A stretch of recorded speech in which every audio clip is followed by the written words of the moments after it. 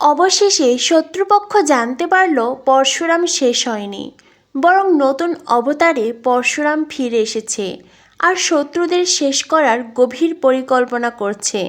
বন্ধুরা, পরশুরাম ধারাবাহিকের আজকের পর্বে দেখানো হয়েছে তটিনী জিৎ মুখার্জিকে বলে, ছোটকা প্লিজ এই ধরনের কথা বলো না, আমাকে চরিত্রহীনা প্রমাণ করতে এসো না।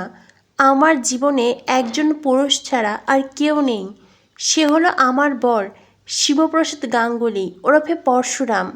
এরপরেই তটিনী তার মাকে বলে, মা, ও মা, তুমি অন্তত আমাকে বিশ্বাস করো, আমার পাশে কেউ নেই মা, কেউ আমাকে বিশ্বাস করছে না, তুমি অন্তত আমার পাশে থেকো, তুমি অন্তত আমাকে বিশ্বাস করো মা, তুমি অন্তত এইটা বিশ্বাস করো যে তোমার মেয়ে ঠিক পথে আছে, তোমার মেয়ে সত্য কথা বলছে, বিশ্বাস করো মা, তোমার মেয়ের জীবনে অন্য কোনো পুরুষ নেই। ছোটকা, কর্ণ চ্যাটার্জি, বিজিত লাহিড়ী সবাই মিলে আমাকে ফাঁদে ফেলতে চাইছে, সবাই মিলে আমাকে কলঙ্কিত করতে চাইছে মা, তুমি বিশ্বাস করো, আমার জীবনে অন্য কেউ নেই। তটিনীর মা তটিনীকে বলে, শান্ত হো মা, একটা কথা মনে রাখিস, তুই যদি সঠিক পথে থাকিস তবে কেউ তোর ক্ষতি করতে পারবে না। হয়তোবা জীবনে কঠিন ঝড় উঠবে, হয়তোবা অনেক বিপদের সম্মুখীন হতে হবে, কিন্তু জয় তোরই হবে। তবে জানিস তো, এই মুহূর্তে সবার আগে তোর প্রয়োজন তোর বরকে, আমার জামাই পরশুরামকে।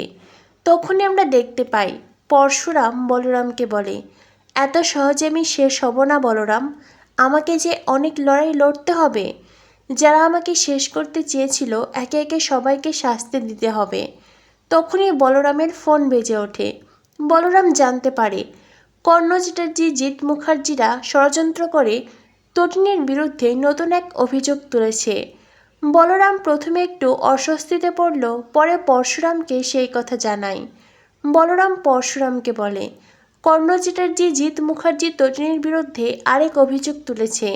ভরা আদালতে এইবার সকলে মিলে এইটা প্রমাণ করবে যে তটিনীর জীবনে অন্য পুরুষ আছে, আর সেই পরকীয়ার জেরেই তটিনী তার বরকে শেষ করেছে। পরশুরাম বলে, হোয়াট, এটা হতে পারে না। বলরাম বলে, সবই তো বুঝতে পারছিস তুই, এটা পুরোটাই কর্ণ চ্যাটার্জি, জিৎ মুখার্জিদের প্ল্যান, কিন্তু আমি এটাই বুঝতে পারছি না আর কত নিচে নামবে ওরা, কেনই বা এত কিছু করছে, সত্যি আমার মাথায় আসছে না। পরশুরাম বলে, যারা আমার স্ত্রীকে, আমার ভালোবাসার মানুষকে অসম্মানিত করতে চাইছে, যারা আমার সন্তানদের কষ্ট দিচ্ছে, যারা আমাকে শেষ করতে চেয়েছে, তারা তাদের পরিকল্পনায় কখনোই সফল হতে পারবে না, আমি ওদেরকে সফল হতে দেব না। একদম চিন্তা করিস না তুই, সঠিক সময়ে কোর্টে উপযুক্ত তথ্য প্রমাণ নিয়ে তটিনীকে ঠিক নির্দোষ প্রমাণ করব। অন্যদিকে দেখানো হয় বিজিতের একটা লোক বিজিতের কাছে আসে। শান্ত নামের লোকটি বিজিতকে বলে, বিশ্বাস করুন আমার কথা, পরশুরাম বেঁচে আছে, আরও মহাদেবের ছদ্মবেশে এসেই আমাদের অ্যাট্রাক্ট করেছিল। বাবিন তখন শান্তুকে বলে, কি বলছিস তুই? আরে তুই তো তখন নেশাগ্রস্ত অবস্থায় ছিলি, তুই কি করে বুঝতে পারবি যে ওই পরশুরাম? লোকটি বলে, আমি 100% শিওর হয়ে বলছি, ওই পরশুরাম, পরশুরাম বেঁচে আছে, প্লিজ আমার কথা বিশ্বাস করুন।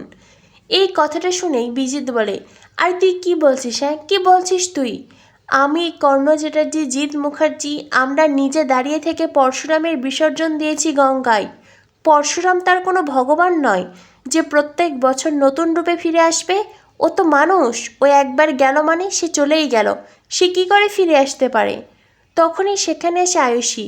আয়ুষী বলে, কি বললে তোমরা? পরশুরাম বেঁচে আছে? জামাইবাবু সত্যি বেঁচে আছে? বাবেন বলে, যদি বেঁচেও থাকে তাতে তুই এত আনন্দিত হচ্ছিস কেন? আয়ুষী বলে, আমি আনন্দিত তো হবই দাদা, কারণ ওই মানুষটার বেঁচে থাকা প্রয়োজন। ওই লোকটা যদি বেঁচে না থাকে তো তোদের মতন ক্রিমিনালকে শাস্তি কে দেবে? এই বিজিৎ, তুই, আমাদের ড্যাডি, সবাই তোরা এক একজন ক্রিমিনাল, আর তোদেরকে শাস্তি দিতে পরশুরামকে তো ফিরতেই হবে। বিজিৎ তখন আয়ুষীকে ধমক দিয়ে থামিয়ে দেয়। বিজিৎ শান্তকে বলে, শোন, তোকে এবার আমি টোপ হিসেবে ব্যবহার করব। শান্ত বেশ ভয় পেয়ে যায়। বিজিৎ বলে, এইবার তুই পুরো শহরে রটিয়ে দেবি, তুই সবাইকে বলবি পরশুরাম বেঁচে আছে, দেখি পরশুরাম এইবার আমাদের সামনে আসে কিনা। তাই সর্বপ্রথম আমরা ডিপার্টমেন্টে জানাবো। আমার মনে হচ্ছে ডিপার্টমেন্টের কারোর সাথে পরশুরামের যোগাযোগ আছে, আর নইলে হয়তোবা কোনো একজন ভালোবাসার মানুষ।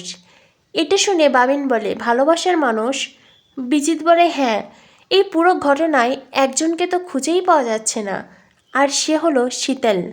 হতে পারে শীতলই পরশুরামকে সাহায্য করছে। অন্যদিকে বলরামের কাছে খবর পৌঁছে যায়, ডিপার্টমেন্টে একজন আসছে, যে কিনা এই স্বীকারোক্তি দেবে যে পরশুরাম বেঁচে আছে। কথাটা শুনে পরশুরাম বলে, ওই লোকটিকে কিছুতেই এখানে আসতে দেওয়া যাবে না। ওই লোকটা ডিপার্টমেন্টে পৌঁছে গেলেই সবাই জানতে পারবে আমি বেঁচে আছি, তবে তো শত্রুপক্ষরাও এই খবর পাবে। না না বলরাম, কিছুতেই এই লোককে ডিপার্টমেন্টে আসতে দেওয়া যাবে না, রাস্তাতেই ওকে এনকাউন্টার করে দেব। বলরাম বলে, তুই কি পাগল হয়েছিস? হয়তোবা ওকে কেউ ফলো করবে, হয়তোবা ও কোনো গার্ড সাথে নিয়ে আসবে, তুই কি করে এটা করবি? পরশুরাম বলে, তুই তো জানিস আমাকে, আমি হলাম পরশুরাম, ওকে রাস্তা থেকেই শেষ করতে আমার খুব বেশি কষ্ট হবে না। এরপর দেখানো হয় সঙ্গের দল রাস্তা ব্লক করে রেখেছে।